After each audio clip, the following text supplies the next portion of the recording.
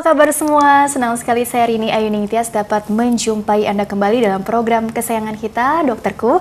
Disiarkan langsung dari studio El Sinta TV 94,8 FM Fit Radio Bandung dan 95,7 FM Fit Radio Semarang. Seperti biasa, selama 1 jam ke depan kami akan menyajikan informasi seputar kesehatan Anda. Dan tema kita hari ini yaitu mengenai manajemen stres. Bagi Anda yang ingin tanya langsung, silakan di segmen selanjutnya.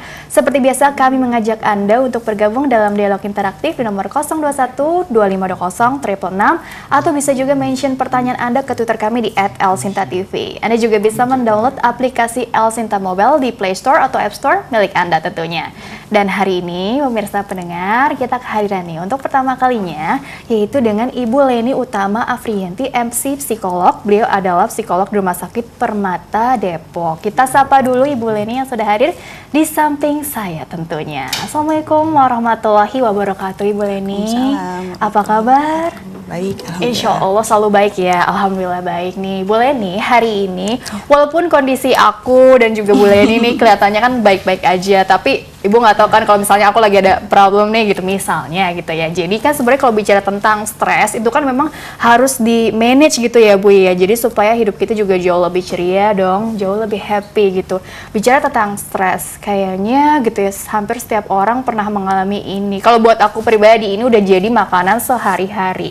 Apalagi aku kan manusia biasa ya Bu ya, bukan robot yang perasaannya ini gampang bolak-balik lah gitu kan. Jadi ada problem sedikit langsung biasanya kalau nggak bete ya biasanya ya jadi sedih atau jadi kurang bersemangat gitu ya Bu ya. Jadi sebetulnya kalau bicara tentang stres, sebelum kita bicara stres itu harus di manage gitu. Jadi sebenarnya stres itu apakah memang seperti itu Bu kondisinya? Artinya menjadi seperti seolah-olah tuh musuh besar gitu ya bagi seseorang. Tapi sebenarnya nggak begitu juga kan? Jadi pengertian stres itu sendiri seperti apa Ibu? Oke, terima kasih Mbak Rini. Baik, saya akan jelaskan tentang stres. Stres itu kita sering dengar ya, setiap hari kita mendengar ada orang stres. Secara psikologis, stres itu sebenarnya adalah gangguan psikologis yang paling mudah atau yang paling bisa ditolerir dalam masyarakat. Paling bisa ditolerir gitu ya. Jadi maksudnya apa nih? Yang lainnya nggak bisa gitu atau gimana? Jadi memang gradasi atau tingkatan gangguan psikologis seseorang itu kan berbeda-beda. Nah, yang paling sederhana, yang paling ringan itu adalah stres. Gitu. Stres ini merupakan reaksi ya dari kita individu terhadap situasi yang mungkin kurang menyenangkan dan kita tidak mampu mengatasinya. Kurang menyenangkan terus kita nggak bisa mengatasinya gitu ya. Atau mungkin sesuatu yang sebetulnya mungkin menyenangkan, cuma karena kita kurang informasi atau belum tahu, belum pernah mengalami sebelumnya, jadi kita menganggapnya itu sebagai sesuatu yang nggak pasti gitu loh Bu. Jadi seperti ngelihat masa depan nih, kita kan nggak tahu nih apakah nanti besok gitu kita akan mengalami hal-hal yang menyenangkan seperti yang sudah kita rencanakan sebelumnya. Jadi bawaannya jadi nggak tenang, jadi stres. Itu termasuk seperti itu juga atau bagaimana ya kalau secara awam kita bisa memperhatikan tuh? Jadi stres itu memang maknanya sangat luas gitu ya. Tergantung bagaimana kita menyikapi stres itu, gitu. Bagaimana kita melihat dan merasakan apakah kita stres atau tidak. Oke. Gitu.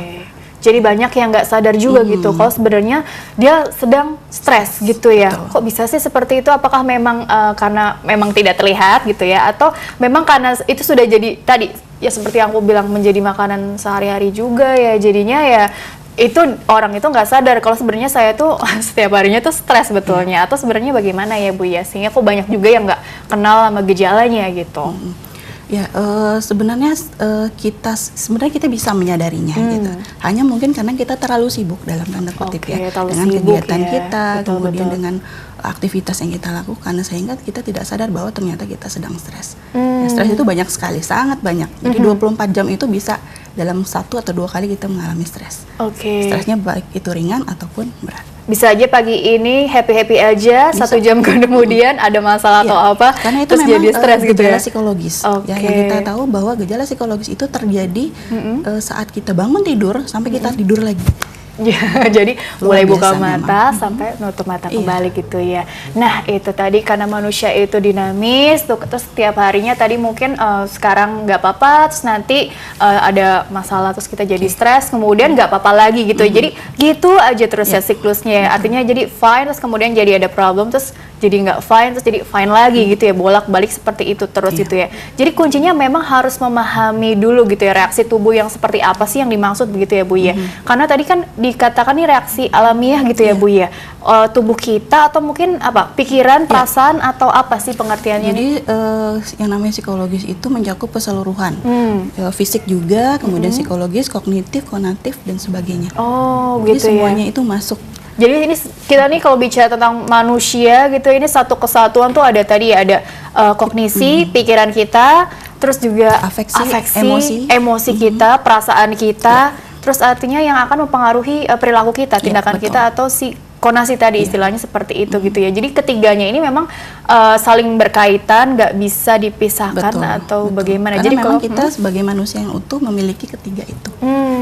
Dan gitu ketiga ya. ini saling berinteraksi satu sama lain selama 24 jam. Oke, seumur hidup kita juga seperti itu. Nah, kalau misalnya kita tidak ada bekal nih gitu kan untuk mengantisipasi si katakanlah si stres itu sendiri atau stresor ini ya, berarti ya. Apa sih gitu kan khawatirnya gitu sebagai individu, tadi stres itu adalah hal yang wajar gitu ya. Pasti akan dihadapi selama dia hidup ya. Kalau nggak ada masa berarti maaf nih, berarti sudah berakhir hidupnya gitu kan. Bisa kasarnya seperti itu. Nah, kalau misalnya katakanlah gitu ya tadi, jadi memang kalau kita nggak punya bekal ilmu gitu ya, jadi masalahnya ini kalau tidak termanage gitu ya, apa sih dampak jangka panjangnya gitu, sehingga penting sekali untuk dibahas di pagi hari ini gitu. Ya memang kita harus mengenali stres ya. Sebelum kita kenal stres, kita harus kenal dulu dengan diri kita. Diri kita dulu ya, kebutuhan kita. Kemudian keinginan kita apa yang akan kita lakukan. Kemudian apakah kita mampu melakukan sebuah rencana yang sudah kita rencanakan. Ada target gitu ya. Betul. Oke, baiklah, mungkin ditahan dulu sebentar. Jadi bagaimana sih nanti mungkin mengenali diri kita sendiri, kebutuhan, keinginan, dan juga target untuk mencapai itu semua, mimpi kita itu gitu ya Bu ya. Baiklah, ditahan dulu sebentar, kita jeda dulu ya. Pemirsa pendengar jangan kemana-mana, tetaplah bersama kami akan kembali sesaat lagi.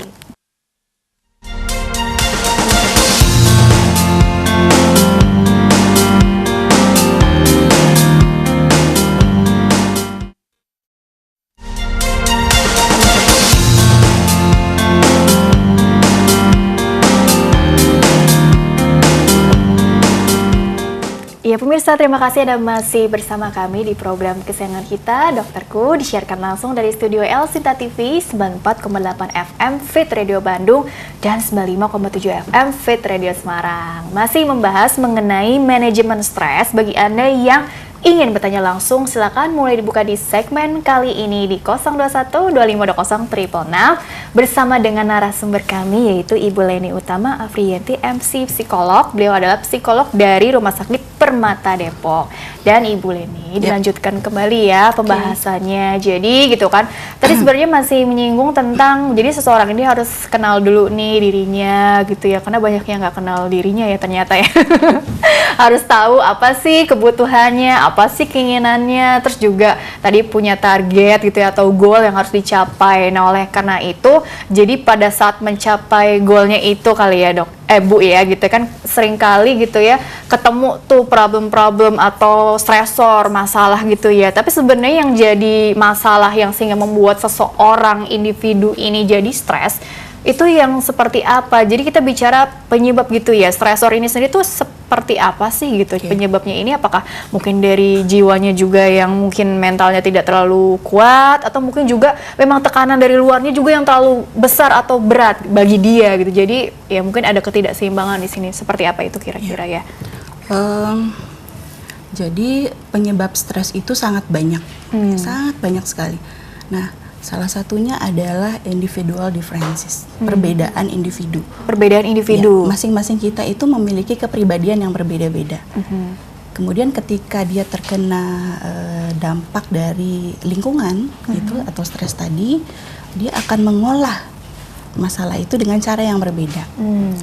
Contoh, ketika A dan B itu mengalami masalah putus cinta misalnya, belum tentu si A itu lebih cepat misalnya, atau si B mungkin agak lebih lambat dalam menerima kenyataan yang ada. Gitu. Menerima kenyataan atau akhirnya untuk memutuskan move on atau enggaknya. Betul, gitu ya. Oh gitu itu ya. Contoh sederhana. Contoh sederhana. Perbedaan apa nih? Berarti mental atau karakter dari individu? Kemudian bagaimana dia mengatasi masalah tersebut. Jadi ada semacam coping stress yang dimiliki si individu.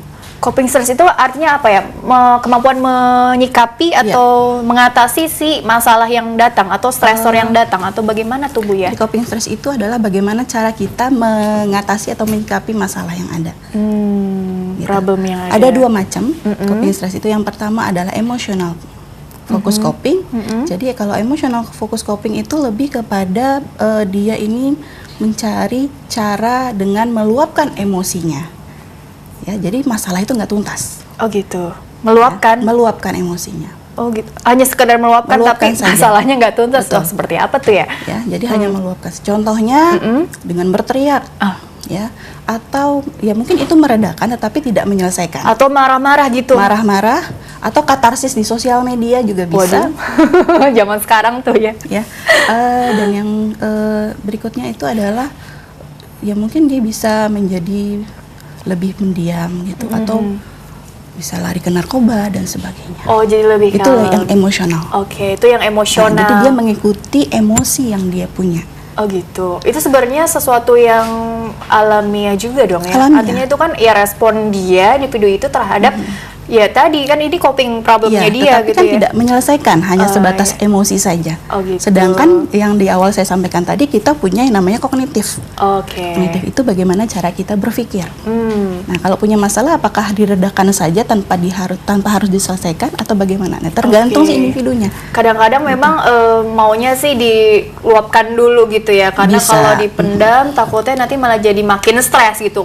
Katanya sih seperti itu ya, gitu jadi ya. Jadi bagaimana kita menyikapinya saja? Apakah harus emosi dulu kemudian baru ke problem melihat masalahnya, ya, atau langsung kepada melihat masalah tanpa ada emosi? Oh gitu. Nah jadi kan tadi kan sebenarnya kalau dilihat dari faktor individunya nih gitu ya. Jadi kan memang mentalnya atau bawaannya si orang ini beda-beda gitu ya. Tadi katalah A dan B sama-sama disakitin misalnya atau putus cinta tadi ya seperti yang Ibu contohkan. Gak taunya yang si A ya kuat-kuat aja ternyata tuh lebih gitu ya. Baik, lebih cepat proses healingnya gitu ya. Oke. Tapi kalau yang si B sebaliknya malah jadi mungkin jadi sedih berkepanjangan. Bahkan terjadi kemunduran. Oke, bahkan terjadi perubahan sikap yang jadi mundur gitu ya. Selain mungkin kepribadiannya ini yang katakanlah ada yang kuat, ada yang rentan gitu ya, atau ringkih lah gitu ya orang bilang tuh. Ada juga nggak sih mungkin faktor-faktor lainnya juga ya? Mungkin apa ada hubungannya juga dengan mungkin pola asuh ya, atau mungkin juga dengan faktor eksternal tadi memang problemnya ini ya, mungkin faktor pekerjaan atau mungkin faktor di sekolah atau kita kan nggak tahu ya, sebenarnya kan semua orang pun punya kecenderungan untuk stres gitu ya Bu ya. Jadi apa ya faktor selain faktor internal ada faktor eksternal lainnya nggak sih yang bisa jadi penyebab atau si stresor ini sendiri gitu? Jadi selain individual differences, perbedaan individu ya, karakter, kepribadian, watak, jenis kelamin juga termasuk. Oh, jenis kelamin juga. Lingkungan yang kedua. Gitu. Lingkungan itu memang sangat amat bisa mempengaruhi seseorang individu dalam menyikapi stresnya. Ya, lingkungan yang seperti apa ya? Seperti di Jakarta ya, kita lihat sekarang ini orang Jakarta itu kan sangat mudah atau sangat rentan mengalami yang namanya stres gitu. Kemacetan, berangkat pagi, mungkin berangkat gelap pulang gelap misalnya. Ya. Nah, itu bisa menjadi pemicu stres gitu. Akibatnya apa? Mungkin di kantor menjadi kurang produktif, ya. Kemudian akan mengalir kepada rumah tangga, ya. Komunikasi dengan anak menjadi kurang, dengan istri dan suami menjadi kurang. Jadi efeknya bisa merembet kemana-mana. Oh ya, merembet kemana-mana gitu ya. Jadi sebenarnya problem utamanya mungkin di kantor masalah kerjaan mungkin ya, diomelin bos atau mungkin kenapa kita nggak tahu. Terus kemudian artinya dia jadi marah gitu ya. Kemudian bisa aja pelampiasannya panjangnya bisa ke gangguan hubungannya dia gitu ya, ke anaknya atau ke istrinya atau mungkin ke rekan-rekan kerjanya yang lain gitu ya. Merembetnya panjang sekali gitu ya. Jadi sebenarnya kalau bicara dipikir-pikir gitu ya, tadi kan kita harus kenal betul. Tadi kita katakanlah penyebabnya itu kita udah cukup tahu lah ya, ada stresor, kemudian juga tergantung dari karakter individu itu juga merespon masalah itu gitu ya. Ada yang tadi mentalnya kuat, ada yang enggak, kemudian juga mungkin dari faktor lingkungannya mendukung atau enggak gitu ya, seperti itu. Tapi sebenarnya bukannya stres itu ada juga yang katanya positif gitu ya Bu ya. Artinya kan nggak melulu jadi sesuatu yang katakanlah seperti itu, tapi ada juga yang justru malah bikin kita ngerasa tertantang gitu loh. Jadi kecil segini gitu, bisa lah saya menghadapi ini gitu kan. Jadi malah jadi ngerasa lebih kuat gitu. Jadi bisa nggak sih seperti itu juga stres yang dimaksud? Stres itu terbagi dua, ya. Kalau Mbak Rini bilang stres itu apakah selalu negatif, padahal ternyata ada juga yang positifnya. Ada juga loh ya.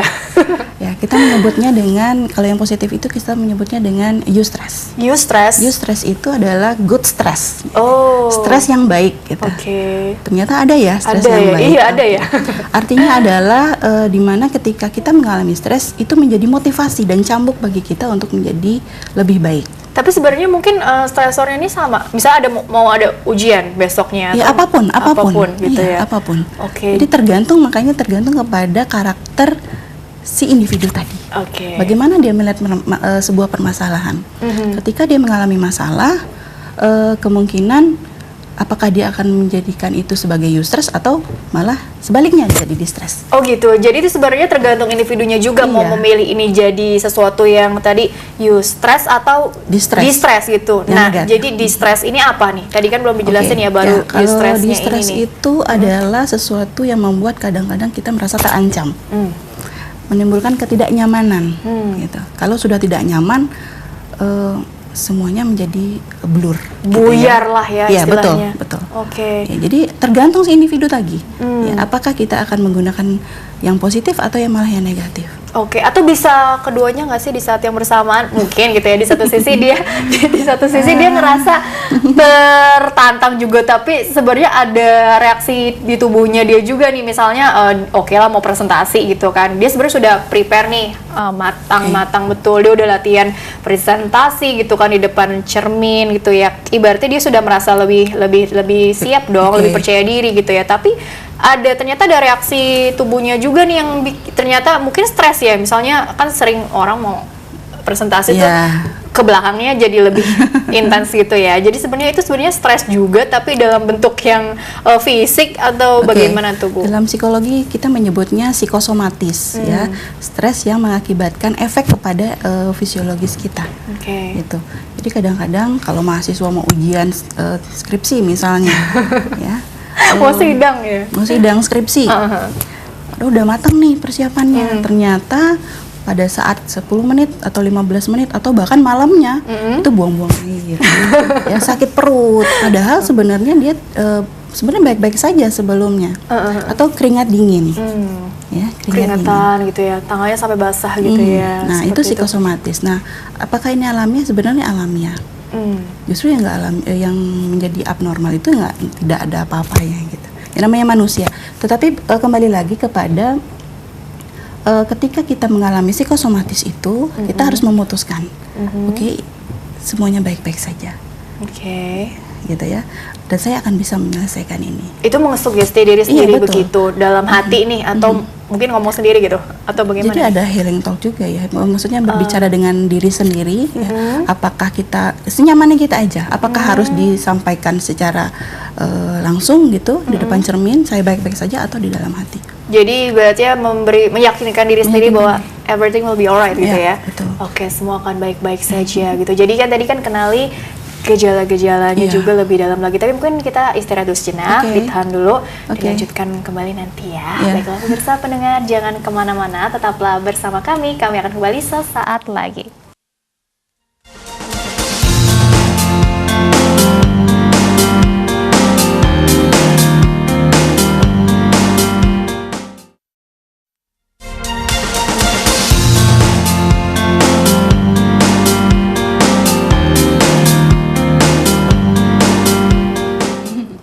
Ya pemirsa, terima kasih Anda masih bersama kami di program kesayangan kita Dokterku, disiarkan langsung dari studio El Sinta TV 94,8 FM Fit Radio Bandung dan 95,7 FM Fit Radio Semarang. Masih membahas mengenai manajemen stres. Bagi Anda yang ingin bertanya langsung silakan di 021 2520 666 bersama dengan Ibu Leni Utama Afriyanti MC Psikolog. Beliau adalah psikolog dari Rumah Sakit Permata Depok. Dan Ibu Leni dilanjutkan kembali ya Bu ya mengenai pembahasan yang sebelumnya. Jadi kan ini sangat penting untuk kita semua untuk bisa memahami kira-kira gejalanya ini seperti apa sih gitu ya, karena banyak yang tidak sadar tadi seperti yang sudah diungkap di segmen awal bahwa dirinya mungkin sedang stres karena faktor mungkin kesibukan atau mungkin memang cenderung udahlah nggak usah dipikirin, tapi tahu-tahu nanti mungkin psikosomatisnya makin berat, kan kita nggak tahu juga ya seperti itu.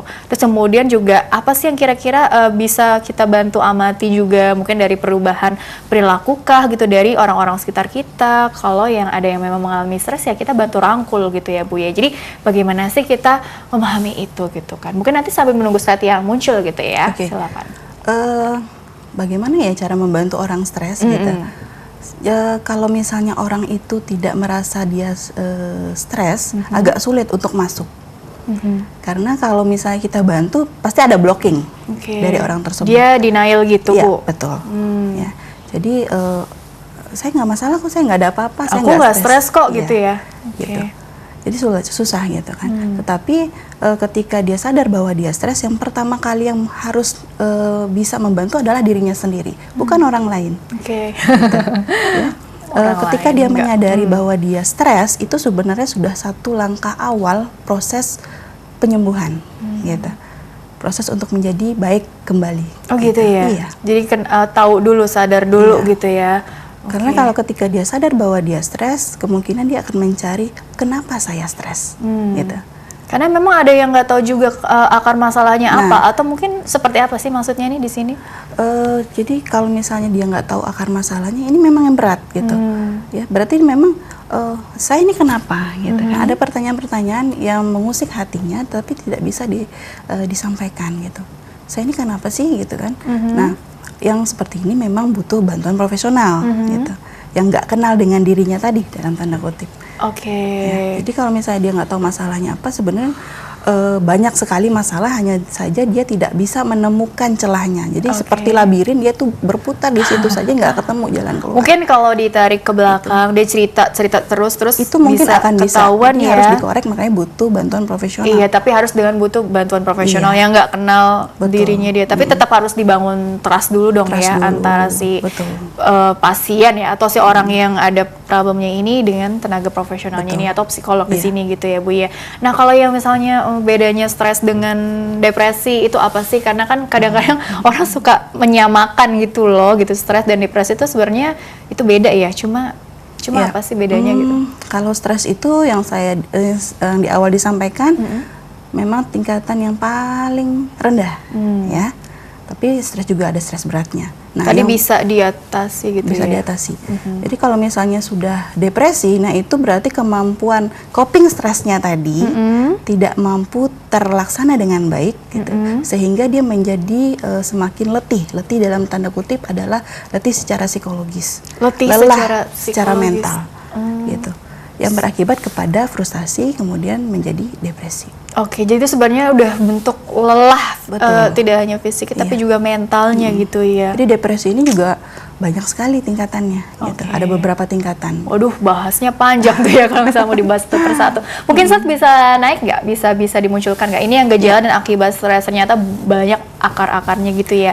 Akibat kognitif, subjektif, perilaku, fisiologis, dan keorganisasian. Ini maksudnya apa sih Bu? Poin-poinnya dulu deh. Iya, jadi banyak sekali ya akibat yang memang membuat seseorang itu menjadi stres gitu kan. Yang dirasakan contohnya akibat subjektif. Gitu. Ada rasa gelisah, bosan, lesu, kecewa. Ini sebenarnya masalah individual differences tadi, perbedaan individu ya dalam melihat sebuah permasalahan. Ya, jadi ada gelisah, bosan, lesu, kecewa.